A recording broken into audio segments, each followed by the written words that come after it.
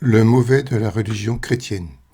Les religions peuvent apporter un certain bien à des centaines de milliers de personnes dans le monde, leur donnant un but de vivre, un soutien spirituel ou psychique dans leur malheur. Mais elles ont toutes leur fort lot de comportements sinistres, que ce soit par leurs responsables ou affidés, alors qu'ils n'ont que le mot amour à la bouche. Nous considérons ici la religion chrétienne. Contraception, avortement. Qu'importe que l'interdiction de la contraception amène dans bien des cas les avortements, qui sont des crimes pour cette religion, au risque de la mort de la mère. Un recul extraordinaire se produit dans plusieurs pays baignés par le christianisme, notamment les USA, Pologne, Brésil, où l'avortement, selon la loi, le lieu, peuvent être strictement interdits, même en cas de viol, parfois même si la violée est une enfant de 11 ans. L'interdiction simplement de la contraception amène des enfants en cascade. Il n'est pas rare dans les pays pauvres, notamment africains, de voir des fratries de 10 à 22 enfants, qui rarement survivent tous en proie à la maladie, la faim, les conditions d'hygiène déplorables. L'avortement est interdit même en cas de malformation du fœtus. Quelle aberration! Tout ceci permet à la race humaine de se dégénérer. La nature élimine la plupart du temps les fœtus mal formés. Mais la médecine fait tout ce qu'elle peut pour les faire naître malgré tout, malgré des centaines de milliers d'années que l'évolution le refuse, afin de toujours fortifier l'espèce humaine. En effet, faire naître des enfants anormaux les fera sans doute souvent souffrir toute leur vie, parents compris, et coûtera très cher à la société. Dans certains cas, ces enfants défaillants physiquement ou psychiquement pourront même engendrer une autre progéniture. Parfois, on laisse venir au monde des enfants sans bras ni jambes, qui eux-mêmes ont pu enfanter plus tard. Certes, ces nouveaux êtres étaient normaux, et on a pu ainsi voir des mères incapables de tenir leur bébé, car sans membres, les allaiter coincés par des coussins et aidés par une tierce personne. L'homme joue à l'apprenti sorcier, et la religion notamment applaudit des deux mains. On ne saurait en effet défaire ce que le Seigneur a voulu faire naître. Euthanasie. Il m'apparaît totalement absurde, violent et même criminel d'interdire à un être de mettre fin à sa vie, quelles que soient ses raisons. C'est que la société politique, morale, religieuse croit tellement avoir plus raison que tous ceux qui la composent. Là encore est la mentalité religieuse étant complètement imbibée, les décideurs, voire de ceux et celles votant pour eux. Qu'on veuille encadrer le désir de mort, tenter de le réfréner, c'est bien. Mais pour les malades en fin de vie, voyant continuellement ces corps et ou cerveaux se dégrader, souffrant de leur image, de leur difficulté à se mouvoir, penser, ou traînant un corps qui n'est plus que douleur, pourquoi donc décider à leur place ce qu'ils ont le droit ou non de faire ? Pour la personne au bout du rouleau, pour laquelle vivre n'est que souffrance psychique ou physique, quelles qu'en soient les raisons, qui a donc le droit de lui interdire d'y mettre fin ? Le droit législatif est imprégné de croyances divines.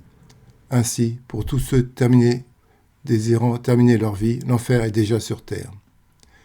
Pédophilie. En Pologne, un prêtre a déclaré en public que la pédophilie n'était pas un crime, mais un péché, et que cela pouvait arriver à tout le monde. Les ministres présents, dont celui de la justice, ont applaudi le sermon du prêtre. En juillet, la commission d'État chargée de la pédophilie a indiqué que les prêtres étaient impliqués dans près d'un tiers des actes de pédocriminalité répertoriés en Pologne dans les années 2017-2020, sur un total de 345 cas étudiés sur cette période.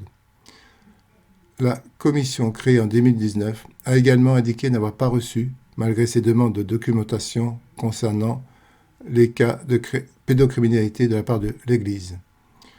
Une enquête de la télévision privée polonaise TVN affirme que le cardinal Karol Wojtyła, élu pape Jean-Paul II en 1978, était au courant d'affaires de pédophilie dans son église sans jamais rien en dire. En France, le rapport Sauvé déclare que 216 000 mineurs ont été abusés par des prêtres et religieux depuis 1950. Les socialistes du Sénat ont demandé une commission d'enquête sur l'ampleur du phénomène dans l'Église, enquête qui fut refusée par la majorité de droite sénatoriale. La société civile refuse le plus souvent et depuis très longtemps de mettre son nez dans toutes ces saletés, et de plus les sanctionne de façon extrêmement faible, quand bien même des milliers de vies en auraient été brisées. Le plus souvent, les prêtres et autres évêques incriminés ne reconnaissent pas la vérité de leurs crimes, bien à l'opposé, se considérant tous comme des petits saints. Que la chair soit faible, on peut l'accepter, mais que des gens supposés proches de Dieu, des gens avec tout leur amour et leur charité théorique, recèlent autant de noirceur, prouvent ô combien que toutes ces croyances, aussi bien que leurs serviteurs, ne sont bien souvent que foutaises, seulement dignes de tromper les pauvres gens s'y rapportant. L'Église catholique a une lourde responsabilité dans les abus spirituels, agressions sexuelles et viols commis par certains de ses membres, dans le climat, voire le système qui les a couverts, déniés, minimisés, ignorés, dénigrant parfois les victimes et leurs proches, considérés même souvent comme la cause du scandale. Le 26 mars 2021, les évêques de France ont enfin clairement assumé la responsabilité de l'Église en demandant pardon pour ses crimes et pour ses défaillances. Tous ceux qui y exercent une charge doivent répondre des fautes et des souffrances, de l'irréparable subi par l'enfant, l'adolescent violenté, l'adulte trahi dans sa confiance, fracassé en son âme autant qu'en son corps, vie martyrisée par le mensonge, la séduction vénéneuse, la lâcheté, la désinvolture, le refus de voir. Le fait que les prêtres catholiques, contrairement à d'autres religions bien plus saines au moins là-dessus, n'ont pas le droit de se marier, aide fortement à toutes les déviances et agressions sexuelles. Et comme le pape continue à interdire le mariage des prêtres, cela va continuer longtemps ainsi. Pauvre Église. Mauvais traitement. À partir de 1922 en Irlande, les autorités publiques ont délégué aux églises catholiques et protestantes le soin de s'occuper des femmes célibataires enceintes, filles rebelles, victimes de viol ou d'inceste, en les enfermant dans 18 maisons mère-enfant, cachées aux yeux de la société pendant des décennies.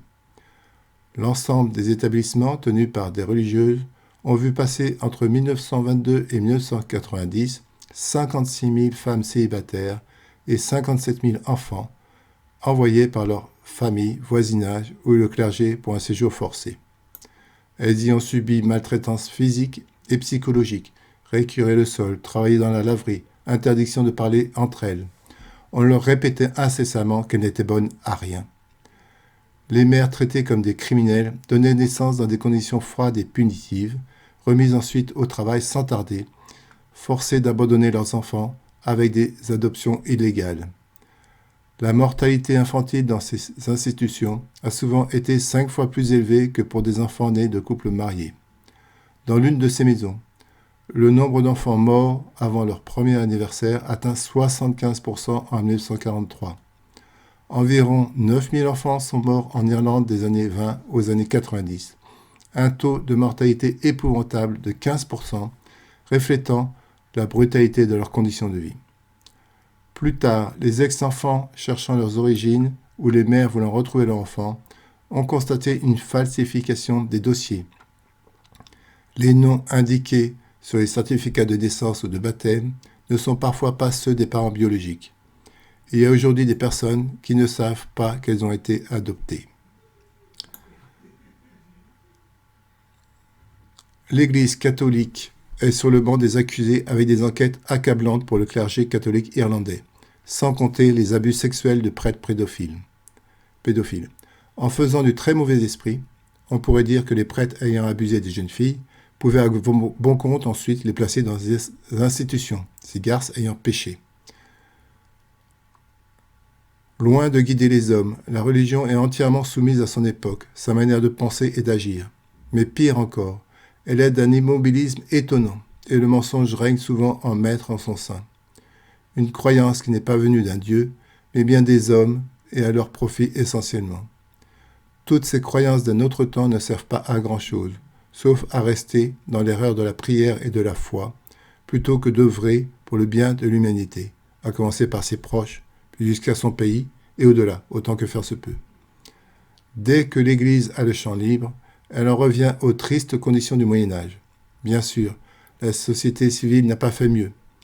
On constate là, comme partout, que la croyance en Dieu et les discours lénifiants des religieux ne font souvent que cacher, sous couvert parfois de charité, les plus horribles comportements. À quoi sert donc cette religion pour ne rien faire de mieux que l'horreur habituelle de l'être humain ?